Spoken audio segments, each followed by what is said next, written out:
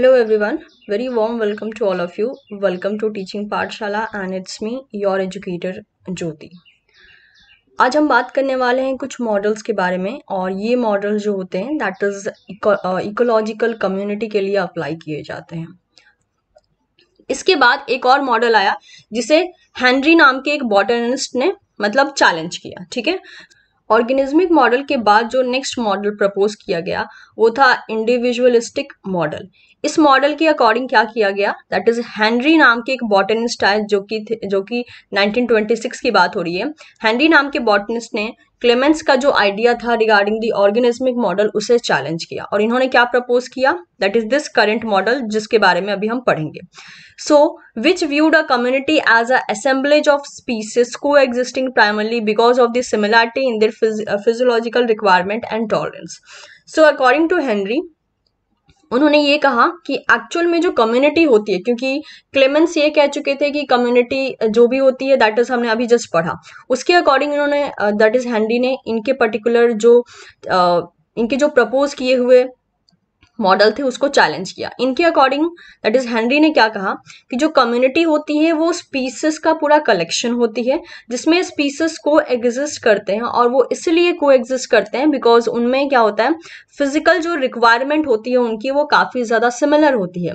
तो एक तरह की रिक्वायरमेंट होने के कारण वो एक साथ को एग्जिस्ट करते हैं, while acknowledging that some assemblage of species were fairly uniform and stable over the given region. So Henry suggested that distinctly structured ecological community usually do not exist.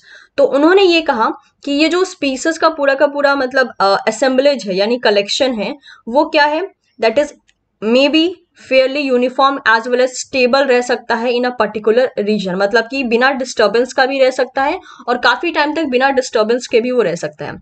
So according to him, मतलब according to the Henry, इन्होंने ये कहा कि जो ecological community होती है वो हम ये नहीं मान सकते हैं कि एकदम स्ट्रक्चर्ड बेसिस पे, यानी जैसे बोलते हैं ना पहले से ही पता होगा कि वो कैसे ऑर्गेनाइज होगी, उस बेसिस पे इन्होंने सपोर्ट नहीं किया।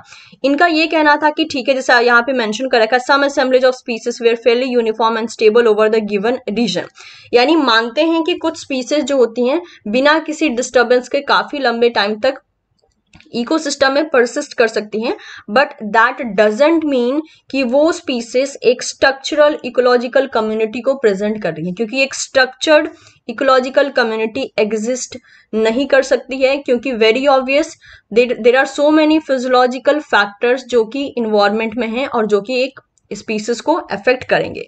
सो instead species are distributed independently along a environmental gradient. उन्होंने ये कहा कि जो स्पीसीज होती हैं वो इंडिपेंडेंटली डिस्ट्रीब्यूटेड होती हैं इन्वायरमेंट के ग्रेडियंट के according. What is the meaning of environment gradient, यानी जो इन्वायरमेंट में अलग अलग चीजें हैं जो एक स्पीसीज को अफेक्ट करती हैं, तो जो स्पीसीज ज्यादा अफेक्टेड एरिया में है उस पर इन्वायरमेंटल ग्रेडियंट का ज्यादा असर पड़ेगा, जो स्पीसीज लेस डिस्टर्ब्ड एरिया में है उस पर कम इफेक्ट पड़ेगा। मतलब ये इंडिपेंडेंट है, डिपेंड करता है कि वो कहाँ पे बस रह रही हैं। ये इस बात पे डिपेंड नहीं करता है कि हाँ मतलब अगर एक बार स्टेबल है तो वो हमेशा के लिए स्टेबल रहेंगी, इस टाइप से चीजें यहाँ पे जो है प्रेडिक्टेबल नहीं होती हैं।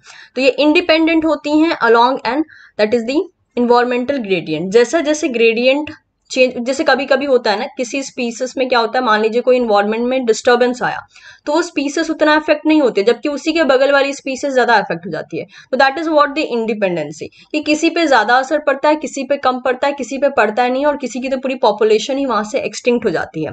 तो इसलिए मेंशन किया था इंडिपेंडेंट इन्वायरमेंटल ग्रेडियंट पे ये बात जो होती है वो रखी जाती है कि किस पे कैसा असर पड़ रहा है। Viewed in this way, community do not necessarily have a sharp boundaries and association of a species are much less predictable and integrated than the Clemens organismic model. तो हेनरी ने यही कहा कि जो कम्युनिटी होती हैं उनमें शार्प बाउंड्रीज नहीं होती है, मतलब कि शार्प बाउंड्रीज का मतलब हो गया एक तरह से जो ऑर्गेनिजम्स हैं वो दूसरे ऑर्गेनिज्म से एकदम क्लियर कट सेपरेट आउट है और वो दिख रही है। ठीक है, तो वो शार्प बाउंड्रीज मतलब कि जिसे कहा गया था ना कि अगर कोई स्पीसीज डिस्टर्बेंस के कारण सफर हो रही है तो वो वापस मतलब कि वो हो जाएंगी, दैट इज कंपनसेट हो जाएंगी। तो that is what the sharp boundaries, यानी पहले से पता है कि क्या होगा, यानी कोई चीज अगर इफेक्ट हुई है तो वो वापस से कंपनसेट होगी। तो उन्होंने ये कहा, दैट इज हेनरी ने अपने इंडिविजुअल मॉडल के थ्रू इनका ये कहना था कि जो स्पीसीज होती हैं वो लेस प्रेडिक्टेबल इन्वायरमेंट में प्रेजेंट रहती है, मतलब कि जो प्रेडिक्टेबल नहीं है, पता नहीं है कि कब क्या होने वाला उस एरिया में। जबकि क्लेमेंट्स ने अपने ऑर्गेनिज्मिक मॉडल में ये कहा था कि प्रेडिक्टेबल होता है, लेकिन इन्होंने कहा कि there is less predictable, okay, predictable नहीं है ज्यादा।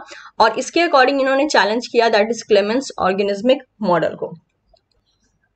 सो एट लास्ट अगर हम चाहे समराइज करना दोनों के पॉइंट ऑफ व्यू को, तो क्लेमेंट्स का ये कहना था कि जो कम्युनिटी होती है वो हमारी बॉडी से एग्जैक्टली रिलेट करती है, जैसे कि हो गया cell, tissue, organ system. Similarly जो कम्युनिटी होती है उसमें होता है इंडिविजुअल, पॉपुलेशन एंड कम्युनिटी।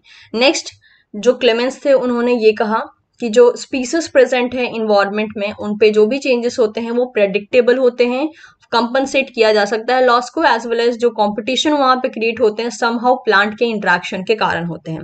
जबकि हेनरी ने अपने इंडिविजुअल मॉडल में ये कहा कि जो स्पीसीज होती हैं वो एग्जिस्ट ज्यादा देर तक एक साथ नहीं कर सकते, यानी स्पेशली स्ट्रक्चर्ड बेसिस पे एग्जिस्ट नहीं कर सकते। स्ट्रक्चर्ड बेसिस में मतलब जिसके अंदर कोई चेंजेस नहीं हो रहा है, कुछ भी चेंजेस नहीं हो रहा है, वो जितना पहले थी वो उतना ही अभी भी है। इसके बाद इन्होंने ये कहा कि जो स्पीसीज का डिस्ट्रीब्यूशन होता है वो इंडिपेंडेंट होता है अलोंग द इन्वायरमेंटल ग्रेडियंट, यानी ग्रेडियंट जो होते हैं इन्वायरमेंट में जो चेंजेस होते हैं उन पे इंडिपेंडेंट होता है, यानी किसी पे वो ज्यादा असर डाल सकता है, किसी पे कम डाल सकता है, and it is totally unpredictable. एक इन्वायरमेंटल ग्रेडियंट किसी स्पीसीज पे कैसा इफेक्ट डालेगा इसका प्रेडिक्शन लगाना it's not at all possible.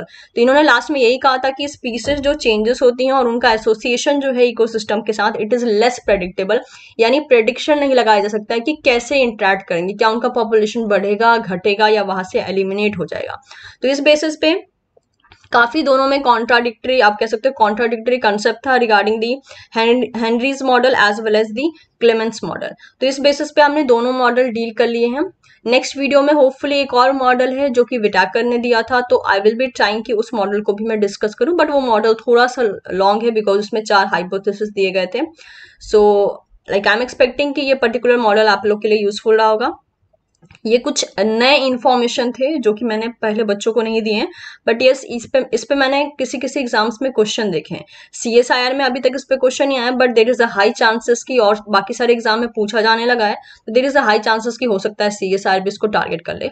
और इन केस अगर आप चाहते हैं कि आपको कोई बुक मालूम पड़ जाए जिसमें मॉडल दिया हुआ है, तो इट्स अ पीटर स्टीलिंग, आप उसे कंसल्ट कर सकते हैं। इनफैक्ट मैंने ये जो कंटेंट लिया है वो भी पीटर स्टीलिंग से ही लिया है।